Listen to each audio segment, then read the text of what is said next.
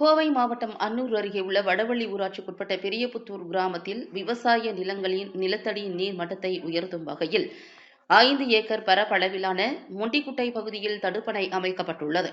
வடகிழக்கு பருவமழை காரணமாக தடுப்பணைகளில் தண்ணீர் நிரம்பியுள்ளது.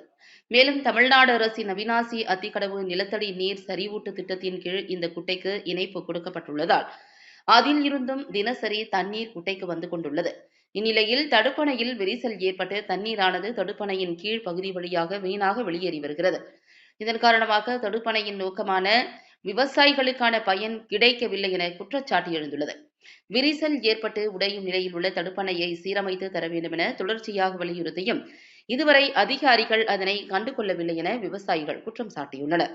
மேலும் தடுப்பணையிலிருந்து வெளியேறும் தண்ணீர் காரமடை கரியம்பாளையம் பிரதான சாலையின் வழியாக ஓடுவதால் வாகன போட்டிகளும் கடும் சிரமமடைந்து வருகின்றன. விபத்து ஏற்படும் அபாயமும் உள்ளது. இந்நிலையில் சம்பந்தப்பட்ட ஊராட்சி ஒன்றிய அதிகாரிகள் குட்டையை பார்வையிட்டு விரிசல் ஏற்பட்டுள்ள பகுதியை விரைவாக சீரமைக்க நடவடிக்கை எடுக்க வேண்டும் என பெரியபுத்தூர் விவசாயிகள் கோரிக்கை விடுத்துள்ளனர். என் பேர் செல்வராஜ். நான் வடவள்ளி கிராம ஊராட்சியில் இருக்கேன்.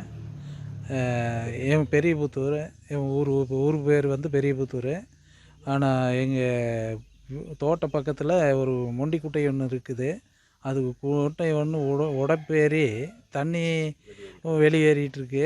அந்த தண்ணி வந்து அத்திக்கடவு அவனாசி திட்டமும் தண்ணி வந்துட்டுருக்கு. அந்த உடைப்பேறினால அது வெளியே தண்ணி போயிட்டுருக்கு, வீணாக போகுது. அதை ஒரு சரி பண்ணி கொடுக்கணும் பஞ்சாயத்தில், அதில் யூனியன் ஆஃபீஸ்லேயோ ஏதோ ரெடி பண்ணி கொடுத்தா அது கொஞ்சம் தண்ணி நல்லா இருக்குது. குட்டையும் தேங்கி நிற்கி இப்போ உடைப்பேறி அது போகிறனால வேஸ்ட்டாக தண்ணி போயிட்டுருக்கு.